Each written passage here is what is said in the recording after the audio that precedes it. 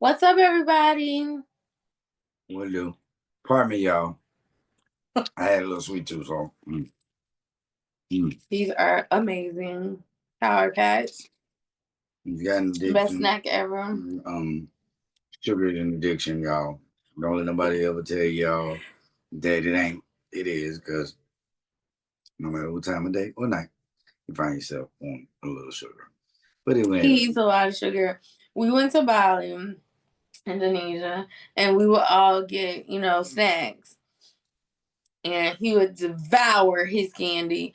And then once his candy was devoured, guess what happened next? Goddamn right. Ain't nobody hollering. Yes, baby. It's that passionate. It's your passion talking? It's my passion talk, like Jay-Z said. Forgive me for my passion talk. But yeah, it's like, wait, all these sweets, goodies in the house, and ain't nobody gonna eat them? Or at least partake of some?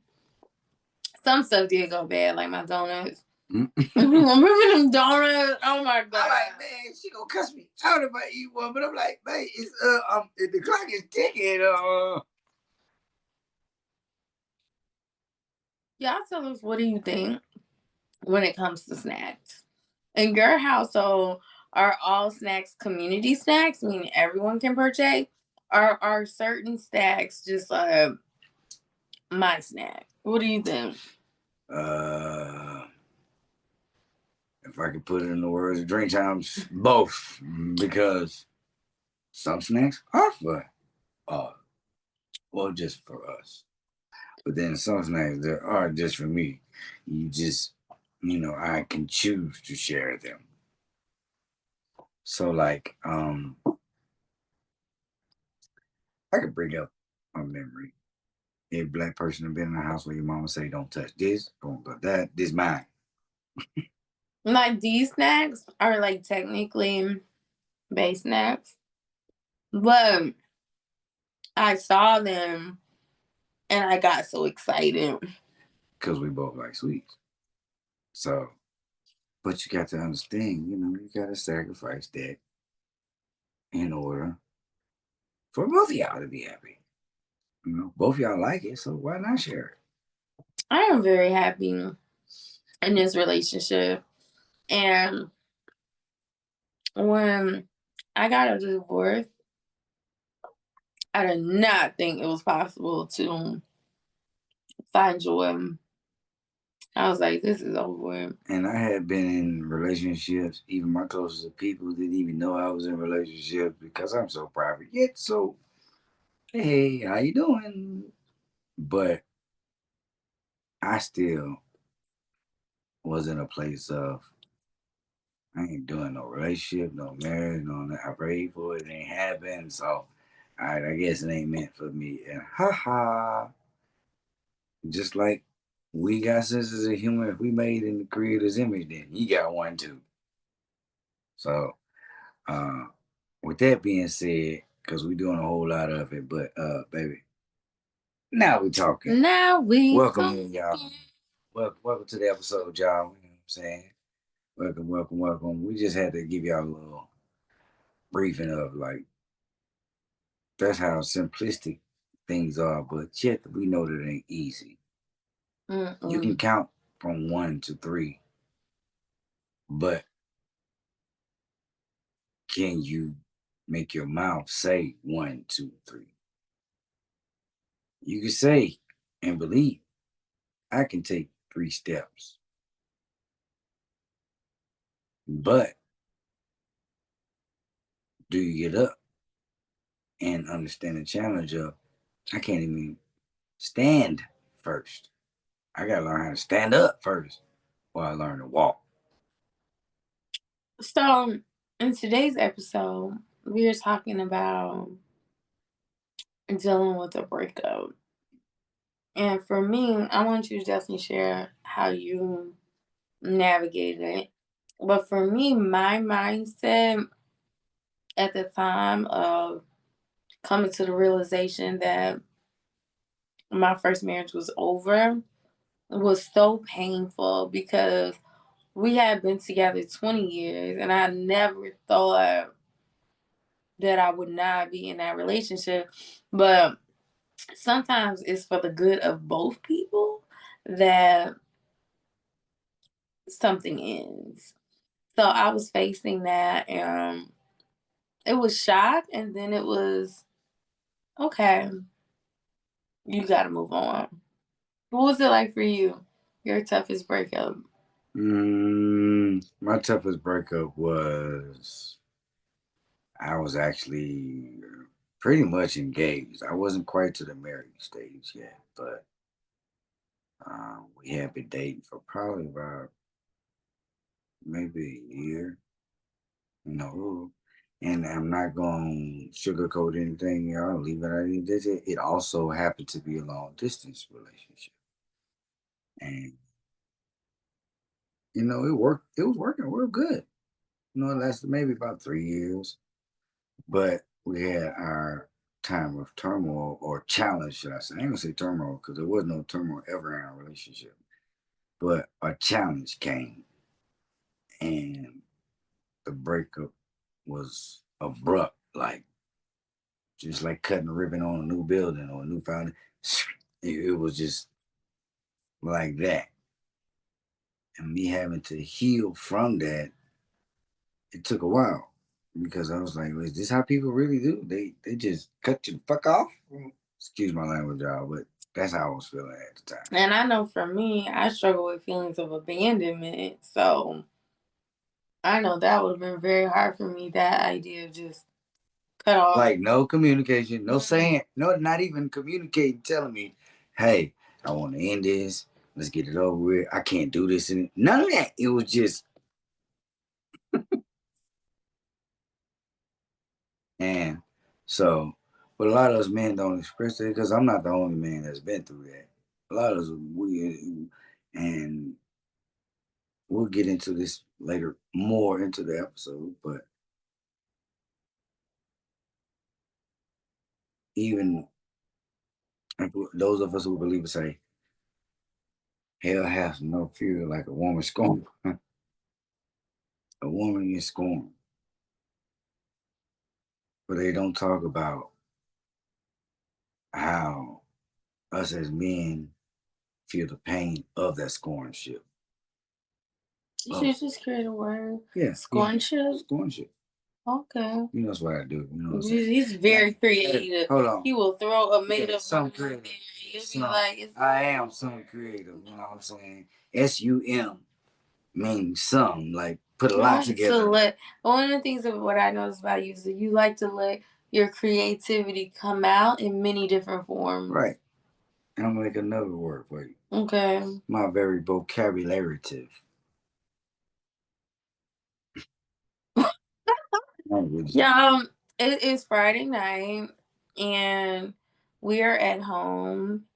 And this is such a different experience for us. Because normally, if on Friday nights we are in them streets. I mean, the comedy shows. Coming from somebody who really used to be. That's what I mean when I say streets. The movies.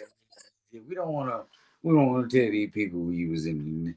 Yeah, no. To be clear, movies. As the kids will say now, usually we outside. We outside usually.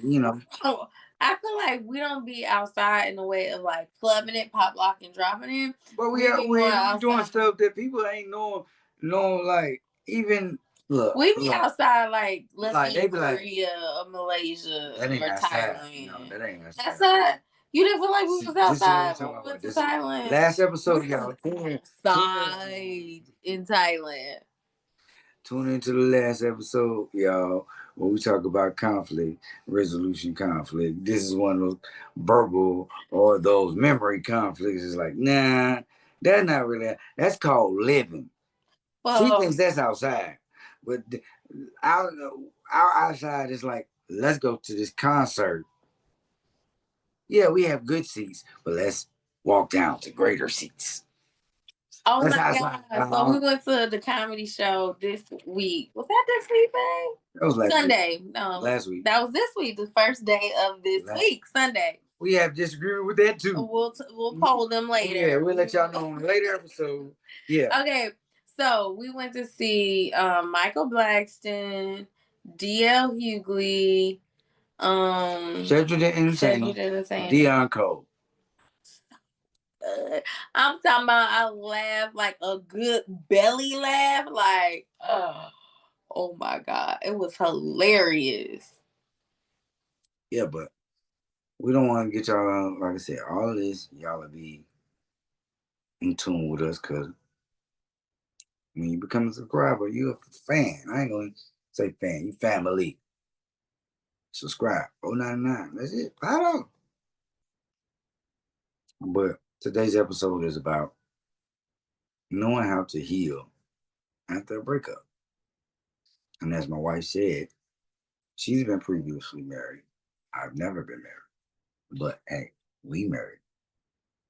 This is my jewel, my treasure, my gift, my everything. You are my sunshine, But my only sunshine.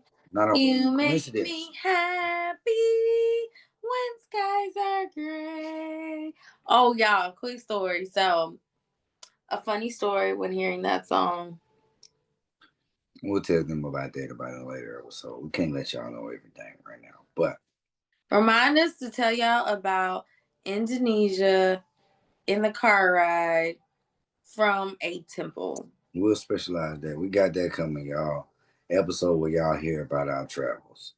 And that's part of keeping the spice episode. So He is very spicy.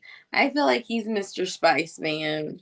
So Breakup. How do you navigate a breakup? Because there are some people out there who maybe they are where we were when we first realized, okay, this situation is over. Man, forget it. They must forget move love. on. Man, That's love. what you said. Forget love. I never said forget love because I walk in love. My name means brother. So I was saying to myself, will I ever love again? Will I ever experience that toe crinkly, that stomach bubbles, that giddy kind of love? Like, will I ever have another passionate kiss? Because here's the thing, a lot of women get bitter after divorce, and in their own bitterness they can't move on with their lives. And I decided I am not gonna be one of them women.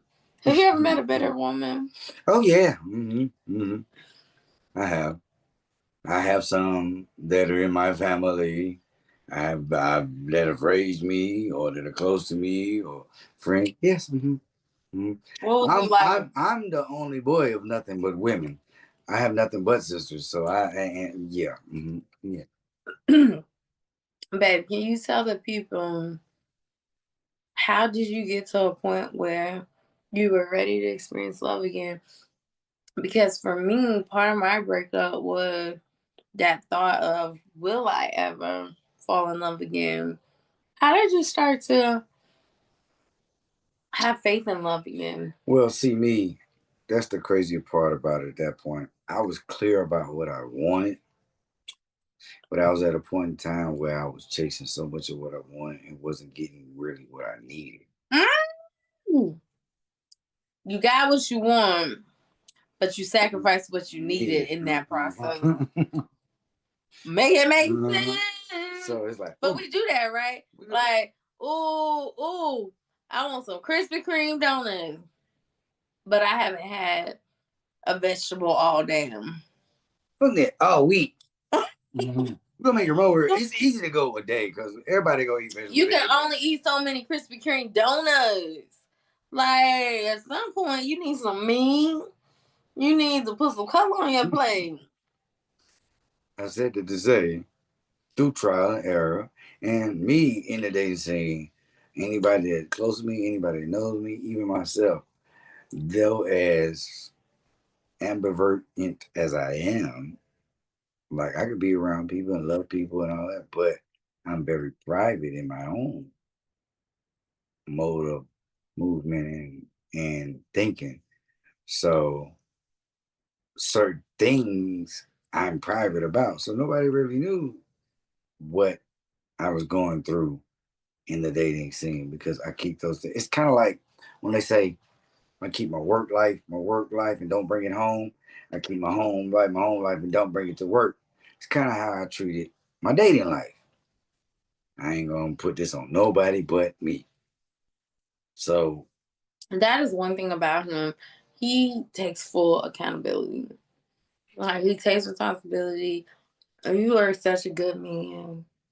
And I love how you like if we're talking through something, you don't always be like, that ain't me. I have my moments though. I have my moments. Don't let them confuse. I'm a man still. So right. Sometimes he show up. That's what we call him. But he doesn't live here. No, I don't live in it. No, because eventually you ain't doing nothing but tearing down your house like that. Like one, think about it. It's like we say. Somebody got to be saying in the goddamn equation. Somebody, we both can't be on the negative. If we both on the negative, we ain't doing nothing but digging a hole. Right. Somebody got, even if one's on the negative and the other one's on the positive, I mean, eventually both of us gonna be out of this hole. But if you on the negative and I'm on the negative, who gonna dig us out? Jesus? Who gonna get us out? Lord, it's me, Laura. Like we just gonna have to call on him. Oh, you. But see, that's the point. All of us as humans get to that point. Why? Because we hard-headed as hell as humans. I think my divorce helped me get to that point quicker. Like, oh, I ain't got nowhere but to look up. Right. Who else gonna? Me too. Who else gonna bring me out of this depression but the Lord? I wasn't in depression, but I was in a state of hurt, anger. Oh, why can't nobody accept me for me? Why am I being not getting the same love that I'm putting out? If that makes sense to you. It does make sense. So I was like, well, my friends again, forget it. Fuck it. Those are my words at the time. And when I say, especially if you his, he got a sense of humor too. Oh, you saying that? Okay. Rubbish. Oh, she fine, ain't she? Boy, yeah, she bad, boy. Oh yeah. You been thinking about traveling and you been having this on your mind all this time, huh? So yeah, what? She done what? Yeah, And she been, yeah. But okay, here goes something else though. You like it, she like you. But she gonna challenge you, fool. Huh? You mean somebody that's gonna actually get me right, that talk to me, but it's not my mama? Like most men, we don't. We quick to use the line, "You ain't my mama." But a woman that loves you, especially your wife, she ain't there to replace your mama. She there to be that other rib, what she's supposed to be. Because if you not having all your ribs, it's hard to breathe. You can't breathe properly. It's a broken rib is hard. It's hard to breathe. You break this rib down, or don't appreciate this rib, it's gonna be hard for you to breathe. In the words of Pimp C, it's gonna be hard for you to breathe out here. And that's the way I look at it from a breakup. I had to mend from the hurt that I was feeling trying to find my rib and trying to put it in myself instead of just, you know what, surrendering. Okay, God, I see this. This is what I want, but she's what I need.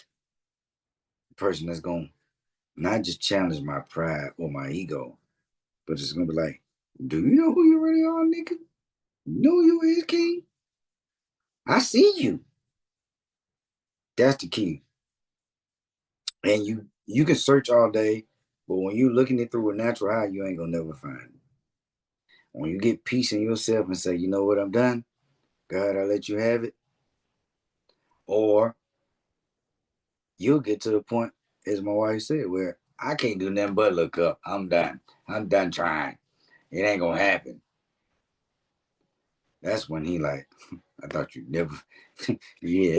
Waiting on us, like because God is such a gentleman, and He is going to give us free will. So He just be waiting like a gentleman for us to invite Him in, for us to ask Him, like, God, help me. I need you, Lord. Tell me, how do I see this in the way that you called me to see it? That you want. What part of this am I missing? Right? We have to be very mindful of asking God for help. So, guys, as we start to prepare to close and we share with you our final thoughts about our breakup and how we have been able to love again, I want you guys to know that you can too. Mm-hmm. Even if you're in a dark place, it's gonna the sun is gonna come out again in your life. And as always, we believe in the Almighty and we believe in Jesus and the Trinity. So we're gonna always leave with three things that you got from us or that we can share with y'all. The three things is after a breakup, how do you heal? The first step is locating yourself in that breakup. Mm-hmm. Meaning, okay, dang, how did I get look at yourself. How did I get here? Yes. What did I do? Okay, it's not my fault, but okay, what choice did I make to get here? The second one is okay, it's over with. Really, really Except accepting it. Yeah, like reality. reality is on. It's done. It's over. It was great, but it was more other stuff that came with that great. But it's over. That season is over. And especially the person you're, whoever you are out there, you're a forward moving, progressive person. Mm-hmm. So you definitely don't believe in just staying still or moving backwards. So it's like she said, it's really recognizing acceptance, like this is it. And the third step is